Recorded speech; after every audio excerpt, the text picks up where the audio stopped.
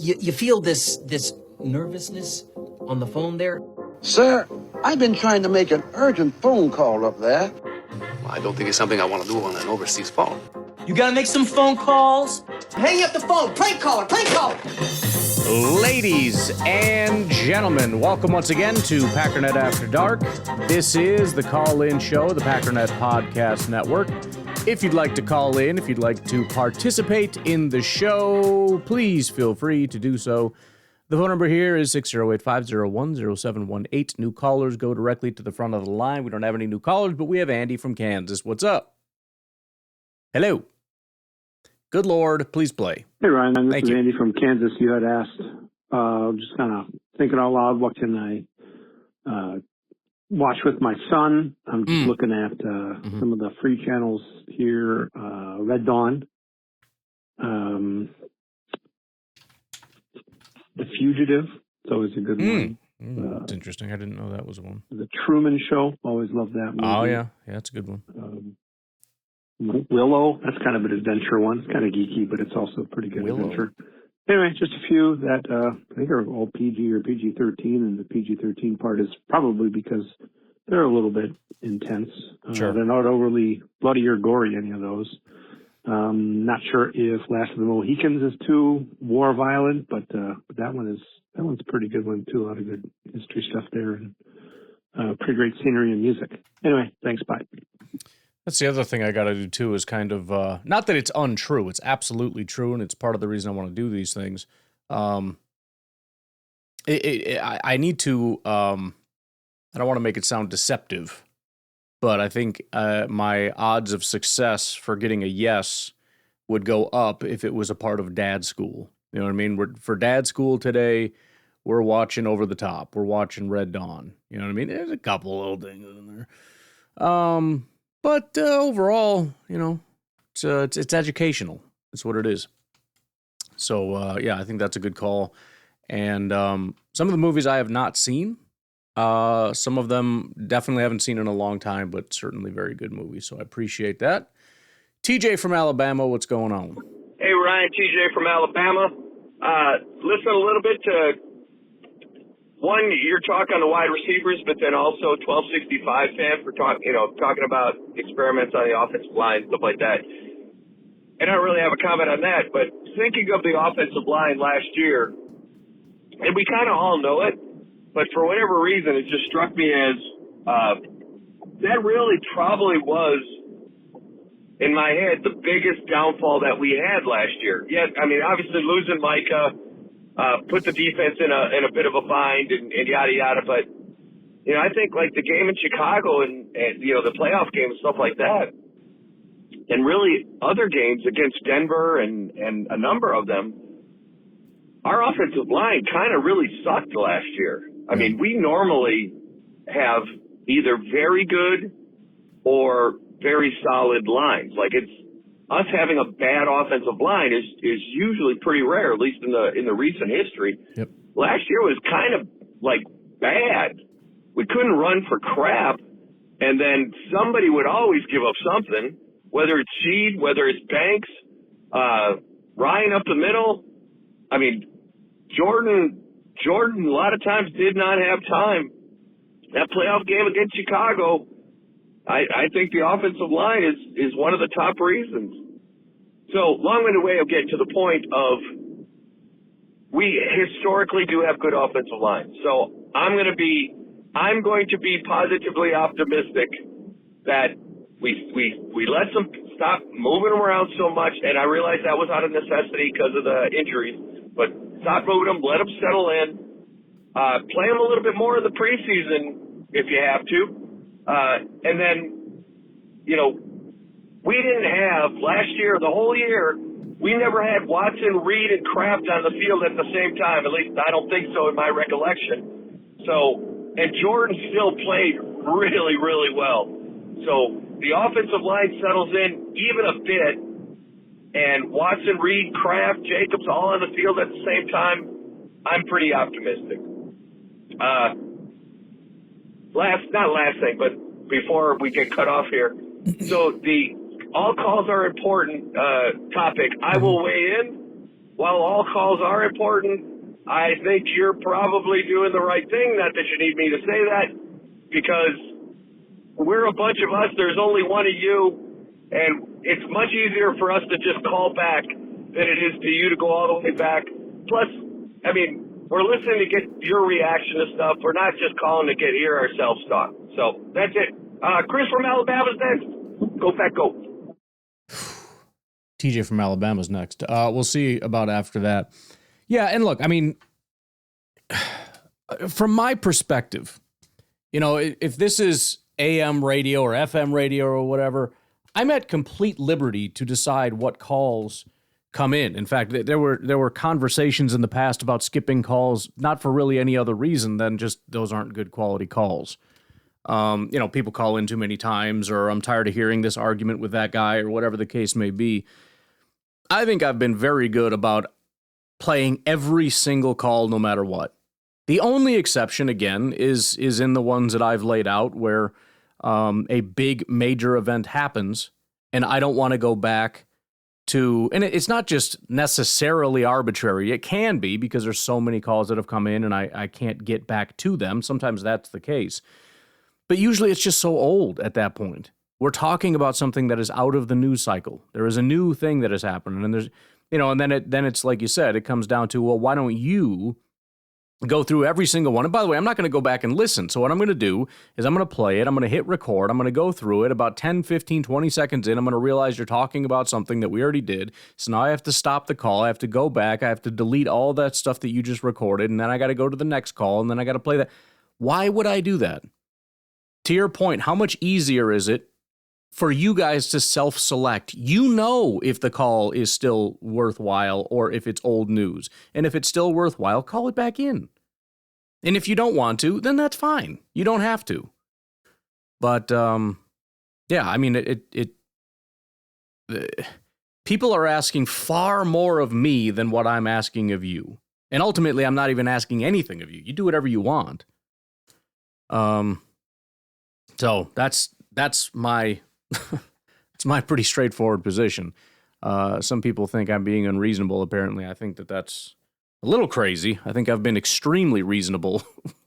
I think I've gone above and beyond with my attempts to play every single call that comes in, and yeah, I'm comfortable with my decision. Hey Ryan, TJ from Alabama. Hey, first off, on my last call. Caller Roulette, I did Chris from Alabama, but I'm calling back like, I don't know, 3 hours later. So if nobody's called between those, my whatever still stands after this call. All right. So, and if somebody did call and I lost, gosh darn it, I'll try again next time. But for right now, it still stands. Okay. But I wanted to call back in because you were talking about the receivers and needing, you know, a specific type. Well, I mean, kind of talking about the Dobbs replacement specific type. And I would say, I wonder, do you think Goody like pays attention to that, like from a basketball, you know, 5-position type of process as far as different types? Or do you think, like, I know he pays attention to scheme fits of some sort because, you know, Gannon comes in, we know we need a nose, yada, yada, yada. So he definitely is going to pay attention to scheme fit somewhat. But do you think in the receiver room, is he kind of looking at it that way? Like for this year, clearly what you said is 100% accurate for this year. But who we draft this year is better than equal chance will not be able to perform that particular function this year. And by the time that player is 2 to 3 years or whatever in the league and actually starts to really fulfill, you know, their promise, hopefully, the game has changed. Mm-hmm. Like, okay, currently you got Watson, Reed, you know, Golden and Savion, and we could use, you know, that type of player to fit into this. But by the time that player is come to fruition, maybe Reed's not here, maybe Watson's not here. So I don't know if Goody's really paying attention to that, or if he's just looking to if he needs a receiver, who's the best Packer fit receiver, and not really paying attention to the type of receiver at all.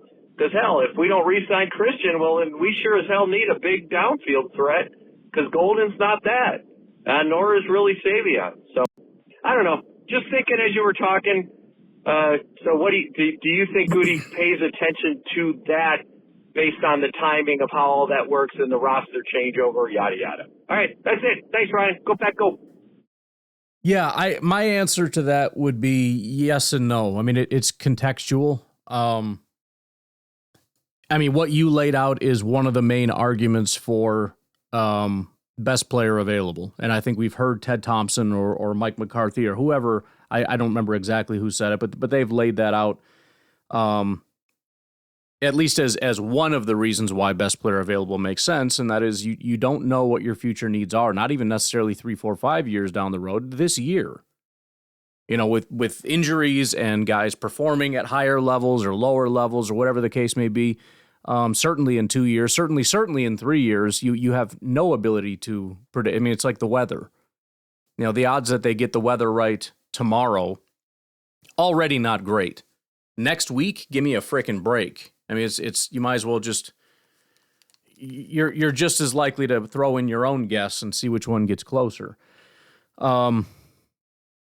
But I think, first of all, it's not 100% that they won't be able to contribute until 2, 3, 4 years. There is a chance, and not a terrible chance, especially depending on how early you draft them, that they will be expected to perform this year. And then even beyond that, you know, obviously some of this depends on how the Packers feel. It's my contention, and I could be wrong, they 1,000% intend on Watson, Reed, and Golden being here for the foreseeable future. If that's correct, and not that you can ever 100% know that, but I'm assuming they're working right now to lock up Christian, so that's not really debatable. Reed, I can't imagine a single reason why other than he has a devastating injury or, you know, something catastrophic happens that they're going to have to try to get out of it. But assuming none of that happens, they absolutely are going to pay him to be our slot receiver moving forward. And Golden's going into year 2 of his rookie deal. Solid chance he gets a 5th-year option on top of it. Really solid chance he gets some kind of a contract after that. So, you know, it's not 100%. It's not to say that they wouldn't go out and get maybe another Watson or something, but I think it's relatively unlikely. Again, depending on the situation, if they're actually kind of concerned that maybe he won't come back or whatever, then yeah, it does make sense for the foreseeable future. And there is an element of just getting good players as you get them. But I think the other part of that too is, you know, again, the best player available thing is also kind of fake because when it's your turn to pick, there's a pile of guys there. And so now the best player available is actually the best players available. It's the best pile of 10, 15 players that we choose from. And that's where you start to prioritize this guy over that guy, right? This is our bigger positional need. There's 2 wide receivers. One of them's kind of a Watson guy. One of them is kind of a Lazardi guy. We think as far as their value and impact, it's almost identical. So much so that we don't really feel the need that value is going to make one over the other. So let's go with the guy that fits the prototype that we're looking for a little bit more so. And I think if you go back and look in the draft, again, as much as I believe genuinely the Packers believe in the best player available strategy, you go back and look at the Packers' needs and looky, they just happen to be drafting, for the most part, the needs that we have more so than other things. And, you know, a lot of times, you know, wide receiver was one of the biggest needs. Why did we all think it was a very good possibility, even though they have this reputation, which was silly to begin with, that they don't draft receivers in the first round? Why? Because it was a big need and because it made sense.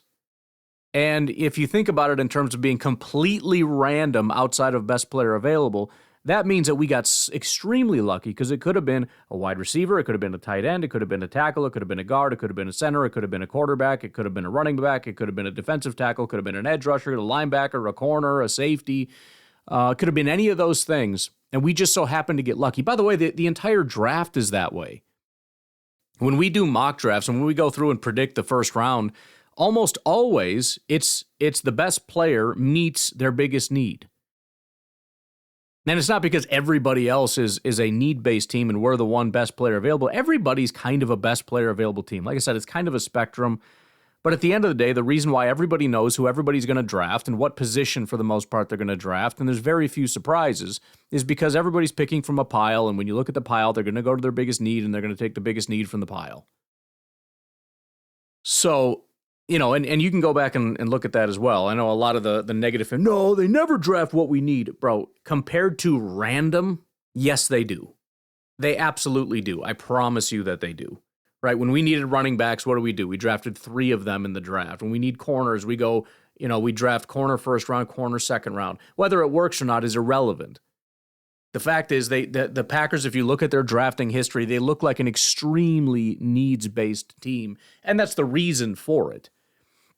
Again, it's not because they're not doing best player available. It's just that the two things are kind of the same thing. Sometimes it won't turn out that way because you're picking from a pile of 6 or 7 guys or less, and it isn't one of your biggest needs. And then you got to either pick from that pile, get away from the strategy, which I don't think you'll do, or trade back. But all that to say, I think ultimately you're going to see the team draft in a way that looks a lot like a very shallow, stupid, needs-based team rather than a deep-thinking, forward-thinking team that doesn't draft that way, even though technically they kind of are. So that's my suspicion. Although, again, it's entirely possible that something surprising happens. And if it does, it means one of two things. One, they were stuck in a position where this was the best guy. It was really the only guy available, and we didn't want to pass on him because he's a good football player, and we're going to stick to our strategy, which good for you. Or number 2, we misjudged how much they feel that actually is a need for one reason or another. And we can, you know, if they draft a safety in the 2nd or 3rd round, we're going to be sitting here going, okay, maybe that 3rd safety thing isn't a Bullard thing. I don't know what we're doing right now. Like, now we got to start having that, or Xavier McKinney. Are we looking for a McKinney replacement? Like, what is the plan here? What are we doing? This kind of thing. So, anywho, why don't we take a break? We'll be back with somebody. We'll see if you win or lose with your roulette.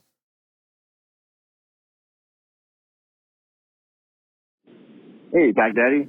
Yo. I'm very encouraged after This is listening Garrett, to the by the way. podcast where you broke down every round possibilities for the Packers to draft a tight end.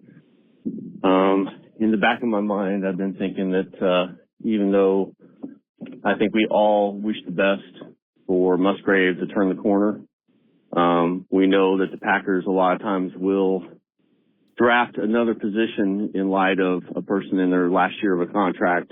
And, you know, Wiley and Fitzgerald are what I would say decent 3rd and 4th position players. But I think if they have any doubts in their mind that Musgrave is the bookend to Kraft, then I can definitely see them picking in the 3rd or 4th round someone like Delp or Raridan from Notre Dame.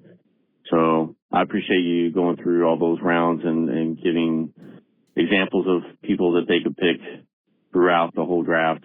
So, but I think you're right. If they're going to pick somebody, they're going to pick them in the 3rd or 4th round. I don't think they're going to waste their time with anybody else after that. So anyways, the draft is getting closer and closer and closer. And I'm mildly optimistic, even though I kind of thought maybe they would do one more move in free agency before the draft comes up. So maybe that still happens, but I'm still crossing my fingers that they get Sweat so that they can just focus on defensive back, offensive line depth, tight end, and maybe another linebacker. So we shall see. So, all right, I'm out. Yeah, I'm excited. It's just like holidays and whatnot for me, where it really starts to creep up. It in my mind, it's something that's always like a month or 2 away, and then the next thing you know, you look over and we're weeks away and then days away, and I'm way behind and like, holy crap, this is really about to happen. I'm starting to get a little excited about it. A little bit of pressure, but I'm feeling good about the draft guide, which again, please consider taking a look at that. Link is in the description. I need to put out some kind of a video or something kind of showing what it is I'm talking about and what this looks like and what kind of a resource it would be for you. But we'll see about that at some point. Probably Saturday, because I'm planning on doing another day off working on the draft guide thing. But yeah, I mean, as far as it's always tough because you feel that way about, well, they wouldn't waste their time in the later rounds, which feels right. But then you start saying that about everything. You know what I mean? I mean, maybe defensive tackle, you can get away with it, or running back, you can get away with it. But, edge rusher, it's a little risky. Even defensive tackle technically is a little risky, although, you're looking primarily for run defending tackles, so maybe there's a little bit of hope there. But yeah, I mean, corner. I mean, if you're not, I mean, even the second round is like, it's about as late as I'd like to go for corner. I mean, anything could happen, but, it's tough because you want 7 different things, and anything after the second round is a waste, and we don't have a first round pick. So it's like, how can we get 7 picks in the second round and then be done? Which is why I said before, you're only going to be disappointed after the draft, especially if you have a negative fan disposition, because you're going to look at it and say, here is where you failed, and it's going to be easy. Because again, the rules are impossible. The rules are you have 7 needs, they have to be satisfied, and anything after the second round is a waste. Maybe I'll grant you the 4th round. 3rd round, I will not. So 2nd round, 4th round, after that is, 5th round, maybe you get like Kingsley level, decent backup. 6th round is a waste. 7th round, sometimes you get lucky. It's a game you can't win. But either way, I find it to be fun, and I'm excited to start hearing some of your guys' favorite players and whatnot. It's another thing I'm going to do. I'm going to get Cullen, maybe tomorrow. Cullen's kind of busy tomorrow. He's a busy man. But I want to get him on here talking about some of the linebackers. I'm going to start watching some of the linebackers too, because I want to start having some of the my guy things. I've been so focused on the data side of it, I haven't really been watching a lot of prospects, and that's a little unacceptable. So I'm going to start hammering, excuse the knuckle cracking, just habits, start hammering some of that, even on a shallow kind of a basis, just to watch and be like, yeah, that's my freaking guy. Especially some of the fun. I mean, a lot of the positions we need are fun ones to watch. Other ones can be a little bit difficult. Like corner's tough. Running back is a lot of fun. Linebacker's a lot of fun. Safety's tough. But, we need to look at linebacker. Heck yeah. Especially because it's like we need more of a throwback tackling guy. I'm all about that, man. Just find a guy that can shed blocks and smash people. Freaking all day. I'll sit and watch that all day. Garrett, part 2. Ryan, let me be the first to say the podcast radio station is awesome. Good. Glad you I like remember when some of your AI songs started to really hit hard, and I was like, man, I got to listen to the song over and over. And sometimes I listen to the song like 8 times in a row. Yeah, just because it was so awesome. I'm glad I'm not the only one. Like I said, I've got my little MP3 players. I actually have 2 of them now because I lost it, but now I found it. But I'm excited. So anytime I got to do anything, I pop this thing in, and it's just my song. Now some of them I get tired of, and I'm like, I don't really like those. But there's been a handful where it's the same thing. I listen to that freaking thing on loop. I go to the gym, I'm hitting the heavy bag, and it's like I'm not even listening to like a pump up song. It's just such a freaking good song. It just gets me going, So there have been a handful of those. I was thinking about doing like a little my favorites kind of. Maybe that'll be one of the episodes for Tundra FM after It's been crazy kind of going back through and just trying to find a process to clean all that crap out, because for every song that I produced, there's 7, 8, 9, 10, 11, 12 that didn't make it. And so I'm going through and like deleting a ton of stuff and trying to make sure I do once through all the way, and I'm saving all the MP3s into a folder on my computer. The problem is, as I think some people I've been encouraging people to call in for recommendations, I can't find these freaking things. The search on there on the site where I make them is terrible. So I'm going to have to create my own thing at some point that where I can search the lyrics as opposed to just the title. But we'll figure all that out. And yeah, I'm glad you like it because again, I get some feedback, but I don't really know. And I some of the times I enjoy it so much, I'm like, I can't freaking be the only one. Like, I cannot be the only one who thinks like this is the greatest freaking song I've ever heard in my life. I can't stop listening to this over and over again. Now this gives us an opportunity to go back, find podcasts where you've played these songs, and can share them with friends. It's just awesome all the way around, man. I truly appreciate the hard work you do, and your AI songs are just magnifique. So keep up the good work, and caller roulette, I'm going to guess, is going to be...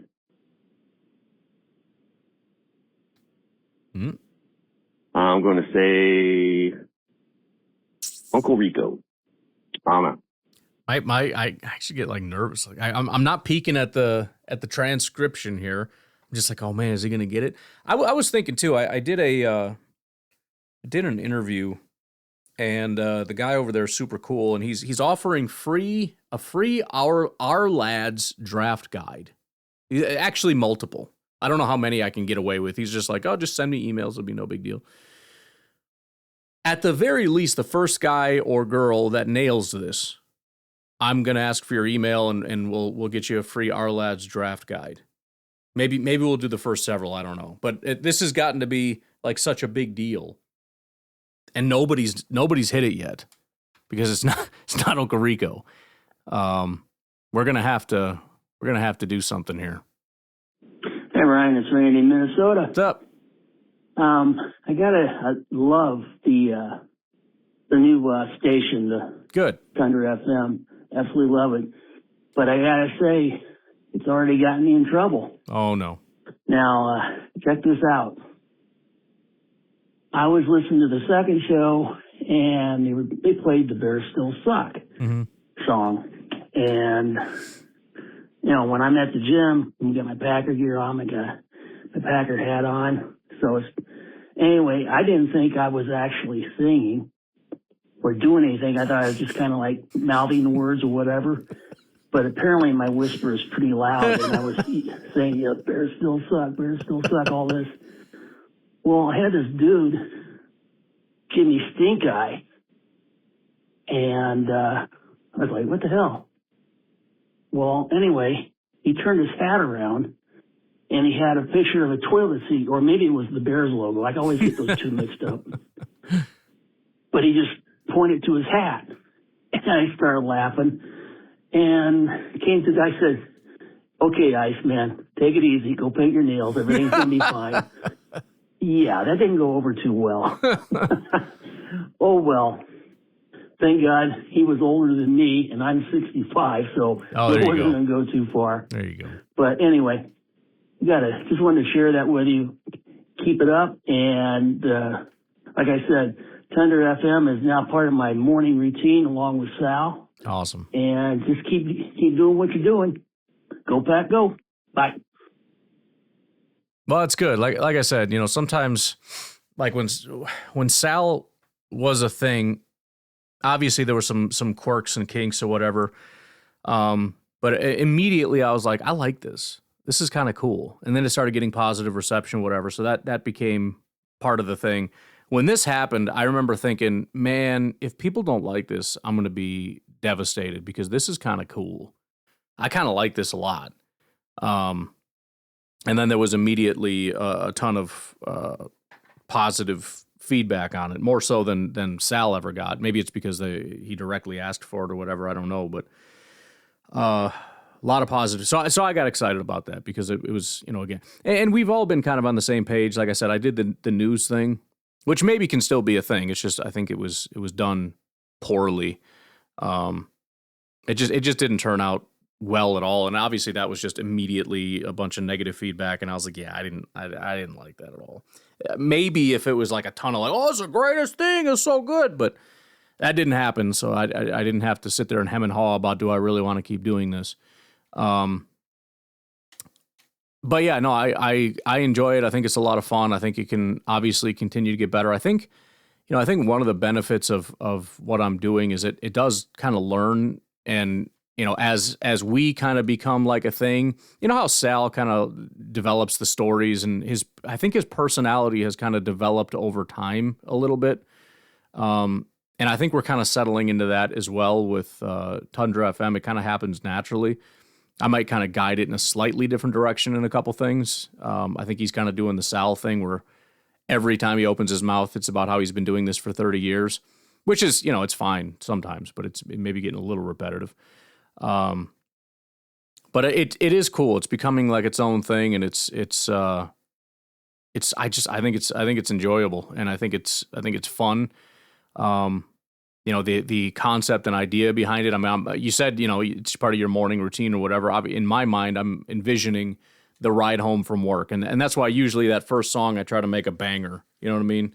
You get in your car, it's like either you're on your way to work or you're on your way home or you're on your way to the gym or whatever. And it's like, I want that first song to just freaking hammer and be like, hell yeah, man, let's freaking go. I'm on the fence about the positive MFer song. There may need to be that's probably going to have to hit the airwaves at some point, and maybe I'll make it the last song with a disclaimer, a very stern disclaimer. Please be aware that this is about to happen. Get the kids out of the room, hide your kids, hide your wife, kind of thing. But I saw that today and I was like, oh, do I put that on today? But we'll get there. We'll get there eventually. Anyways, again, appreciate the feedback, and I'm happy people are enjoying it. I have, again, I'm trying to ease into it because I know people get a little iffy on stuff, and I also am just running out of time slots here. I'm inventing random time slots, but I had a couple other ideas that I thought were pretty awesome, and I think I've lost them since, but I had them somewhere, and I don't remember. I know one of them, but anyways, a couple other ideas that I think could be kind of fun, but we'll see how she goes. So just listening to Uncle Rico talk about Sal and you trying to be a big fake celebrity, and it kind of got me thinking, because it's been a big topic of late, the Sal topic and all the other AI stuff. And I foresee that one of two things will happen. Mm-hmm. Is that Sal will become so famous that you will land a movie deal, and they'll, make a movie about Sal and Peshtigo and his buddy who plows snow driveways. Really put Peshtigo on the map. Mm-hmm. Peshtigo, Wisconsin. Because nobody knows it's there unless you maybe live really close to it. There's probably people in Wisconsin that don't know there's a Peshtigo. Like, what a perfect goofy name, to make him from. Or the other thing that's probably going to happen, maybe could happen, come home one day and there'll be like an AI robot in your little man cave doing a podcast. And then we go, what are you doing? He'll be like, nope, I'm the new AI Ryan. Get out of my house. And your wife and kids won't know the difference. They'll just know that they have a new AI husband and an AI daddy. And you'll have to go live somewhere else. Yeah. Because AI will completely take over your life. Yeah. No longer will we hear on the podcast, we won't even know, because it'll just be like the same sounding voice. Ryan, because you're probably half AI anyways, because you're so into the electrical AI stuff. Yeah. Which is funny. I'm one of the first to go. Like the one thing that we won't have to hear, there's someone at your door, because that'll just be piped right into AI Ryan's brain. That's true. And so we won't hear it. So I guess I'll miss that. Maybe he can play a fake cricket every now and again to bring back some of the nostalgia. He'll do he'll run some like AI survey. He'll replay every call since the first call, and he'll be like, oh, the cricket has a 95% plus rating, and he'll make a cricket sound every once in a while. He'll really bring out the best in your podcast, right? Mm-hmm. And I don't know which one I want to happen. I guess if Big Sal becomes famous, I guess you two become famous. And the cool kind of famous where you're on the side and no one really knows you. You can just still be Ryan, walk around going, those dang beggars, and then have $1 million. Or you'll have to just find a new life. And, I guess you'll miss your wife and kids. I get that. I have wife and kids. I miss them. I still know them. But, anyways, I don't know. My brain kind of goes into funny directions. No, I get it. I didn't get a lot of sleep last night. I was working until 3 a.m. Anyways, hey, go Pack, go. And, Ryan, if this is the last time we talk, because you will be replaced by AI Ryan.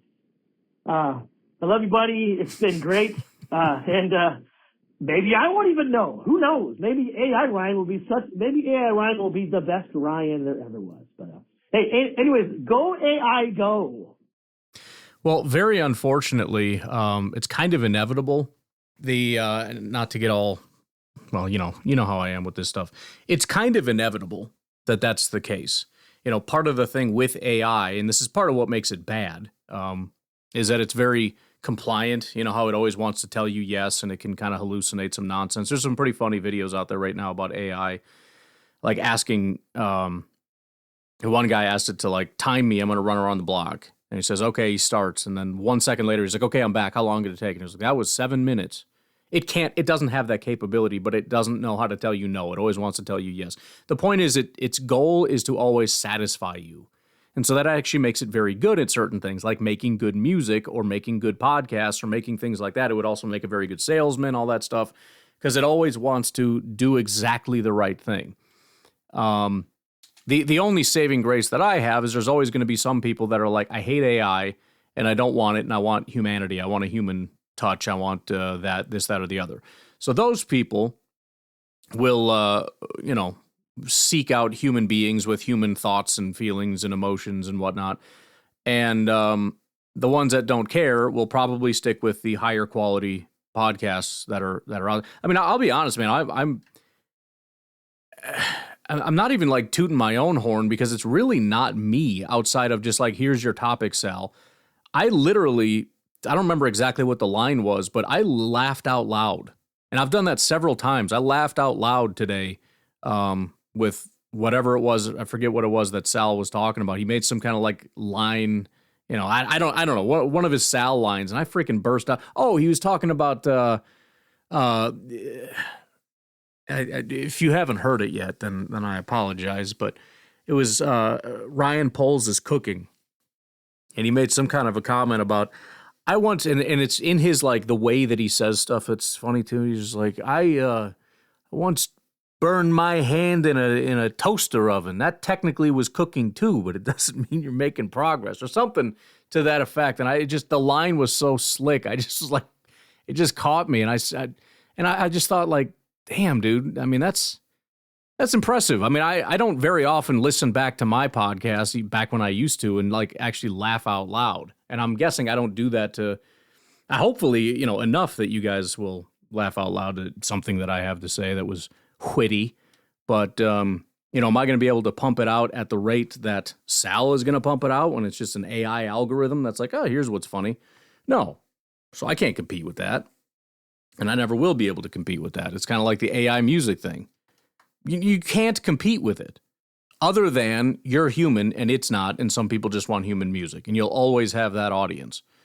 It's just a question of how big of an audience that's going to be. So, anywho, I'm under no illusion of the reality, which is part of the reason why we're partnering at this point with AI, because even whether it's today or whether it's not today, it's in several years before AI is good enough to start, being better than me and all the other Packers podcasts. I don't know. I guess that's up to you.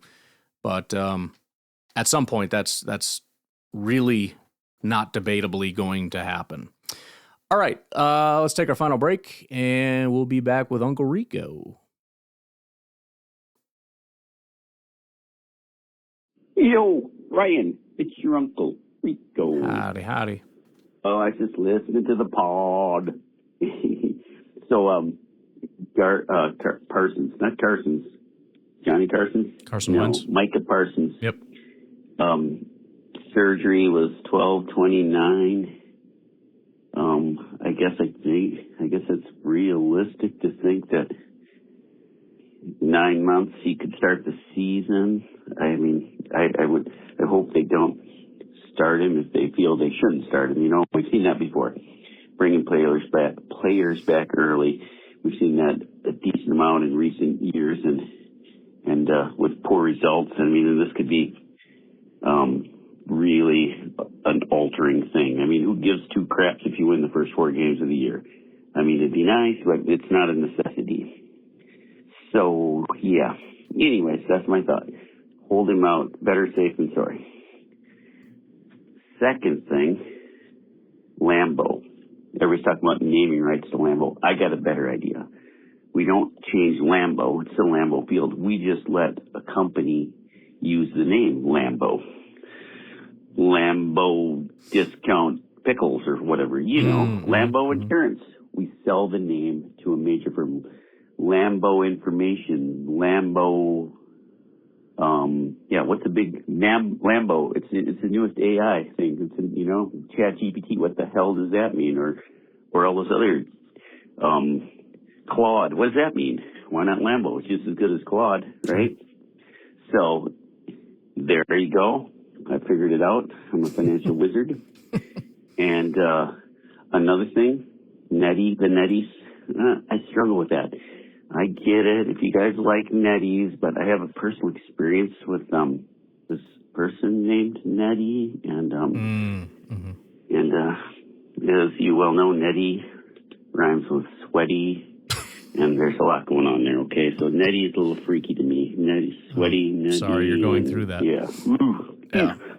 And then another thing, Aaron said the Brewers' first pitch comments after that type of thing, and he said, "What do you do? You just don't read it. The internet is for two things: it's for gaining information, or it's for being entertained. And if you're not gaining any information or being entertained, why would you even consider looking at it, or reading it, or paying any attention to it? Not entertaining, not informative."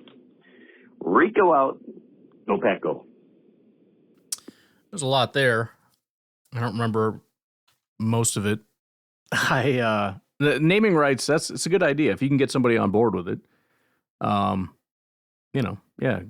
Get some major tech company or insurance company, just be like, hey, how about you take my name? And then technically we're advertising you all the time.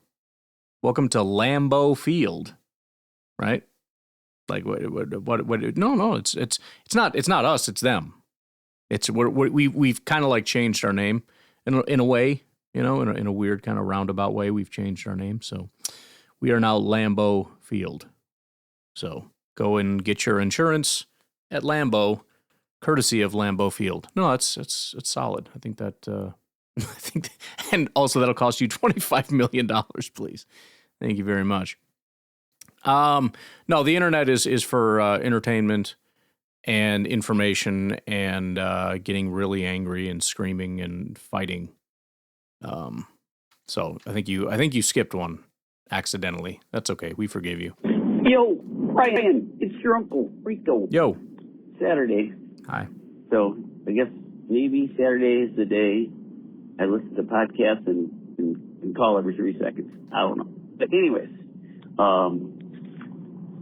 the AI thing. So, am I right? I don't, I've told you before, I'm not techie. So AI basically gathers all the information it uses from the internet. Is that correct? And then, so it's just able to gather way more information and know things quicker and faster than a human could gather that information. Is that correct? I don't know that for sure. That's how it works. AI is basically can't know anything somebody else doesn't know, and it's already applied to the internet or posted on the internet or whatever. Obviously AI can't read a book unless it's on. Well, yeah, I would assume just about every book you can find online, but yeah. In the cloud or whatever it is on the internet. Let's just say internet, on the web. So AI only knows things that it can gather electronically. It can't go and look at a dog's foot or a puddle or the Grand Canyon or the moon or my butthole, anything like that. It only knows that maybe my butthole's on the internet. So it might know about that. Oh. So is that correct? Question mark. Anyways, the other thing was Sal. Oof. And people are mentioning different names and whatnot. Mm-hmm. I would like Howard Cosell. I think that would be amazing. Sure. Howard Cosell. That would be awesome. All right, then. Rico out. Go Pack Go. Yeah, well, somehow that traumatized me. There was no actual visual, but I went ahead and did it anyways. So yes, anything that's online, that does include images though. So it's not like looking out into the world, but if there are images online, audio online, video online, data, data tables and all that kind of stuff, it can read. And then there's also a thing called synthetic data, which I don't fully understand. I mean, I understand it conceptually. It seems odd to me that it would actually be beneficial, but essentially because they're running out of data, they use, I'm presuming, AI to create data to train it on. So that's a thing. I guess I can understand it for the sake of like music, which I think is how some of these things get so much better, is because it's also training on a feedback loop from people that create music. If it's thumbs up, thumbs down kind of a system, and can train it on that kind of a music, and it becomes like that. So yeah, that is it. And as far as like it can't do things that other people haven't done, it's kind of true, kind of not. I mean, that's where the AGI thing comes in. Like, can it? So when I say it's not true. For example, every song that I've made using AI is a unique song. AI can create unique sentences that no human being or book or whatever has ever strung together. So it doesn't have to just regurgitate that in that way, but it can take the information we have and it can use that to create answers within the realm of what we understand. So like, AI can't create music in a genre that doesn't exist. Well, I guess it kind of can if you blend the genres, but still that's a blend. It's not like a newly created thing. And that's where the whole AGI conversation comes in, is can it discover things or reason beyond what we've already figured out? And so far, the answer to that is no, and I think there's some people that believe that it can't get beyond that, but I don't know that that's a very large group of people at this point. But that's the big benchmark, is AGI, and I think Elon keeps talking about it, but I think his benchmark for AGI is not what I would call AGI. So when he says we're going to get there this year, or his new Grok 5 or whatever that's coming will basically be AGI, I don't think so. Not based on what I would consider AGI. So I don't know. I'm a little bit of an AGI skeptic, I guess, because I don't fully. Although I did there was some kind of and I know this isn't an AI podcast, but you brought it up. There was some kind of an example that made sense to me, to where I understood how it could do AGI, and I forget what it was. So I guess I did understand it at one point, but now I forgot, and so now I'm a skeptic again that we'll ever get there. I don't know. I'll have to try to remember that. Let's do one more. Dakota, what's going on? Hey, Ryan. This is Dakota, that nerd in Tennessee. Yo. So I'm way behind on podcasts. All right. I've been literally out of town for like 2 weeks, traveling to different areas for training. So I mean, I've gotten so backed up at work. My emails are ridiculous. It's stupid. Like, I can't listen to podcasts and do work at the same time because I can't. I'm incapable. Yeah. Unless I'm like driving and keeping a vigil and, doing law enforcement. That's simple. Like actual things that utilize the brain and having to plan things and anyway. But okay. So I'm way behind. So I just heard the Packernet After Dark where you had, 1265 and myself. And, before you ever got to my, thing call, 1265 gave the literal coolest idea about the AI interviews. All right. So, that was awesome. But I do want to get back to the fact that, you said Michelangelo was the best. Mm-hmm. And I mean, he was like second fiddle to me to Raphael when I was little. Doesn't matter. Point is, afterwards, you said some people like pineapple on their pizza and vegetables. And dude, that was a straight up call out. You called me all the way out on that one. And I don't know, maybe you just remember that because it's, such a weird opinion apparently. But I said those things like forever ago, and I'm not even one of the most frequent callers. In fact, I'm an incredibly infrequent caller. So if that came from memory, kudos, man. That's kind of ridiculous. That's kind of cool. But yeah, really, that's all I'm going to catch up before I start saying other stupid things. And see exactly what you have done with 1265's idea, if you have done that at all. Anyway, this is a useless call, so peace.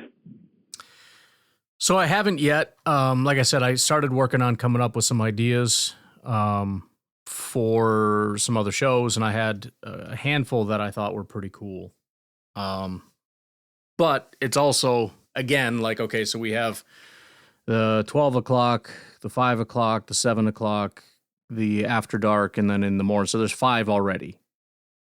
That's freaking a lot. I mean, I could add one, and it would be fun to do. I genuinely enjoy doing the AI podcast, which, like, I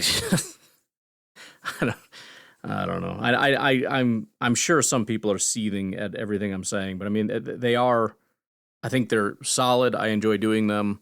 I don't know. I whatever. It doesn't matter.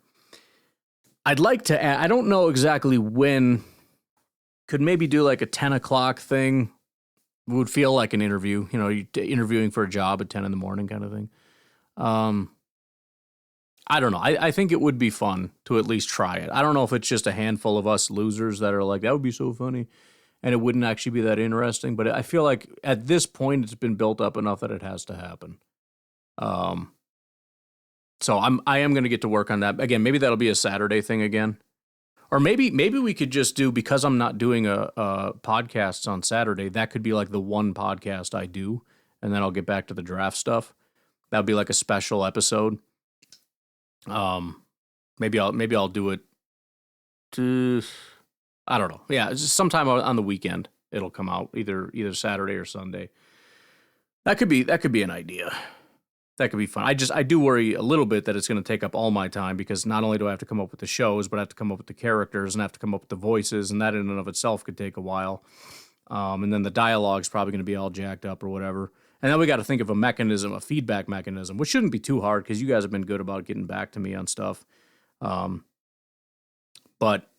it would be kind of fun to have, I already forgot her name, have her come back and like plead for her job and be like, I'll do better. Have somebody else come in and like audition for like the news thing and be like, you know, trying to take that job.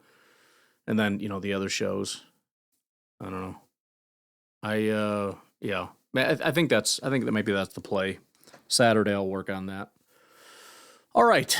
I'm going to get out of here. Appreciate all the calls and everything. It's time to go to sleep. So I will talk to y'all later. Have a good one. Bye-bye.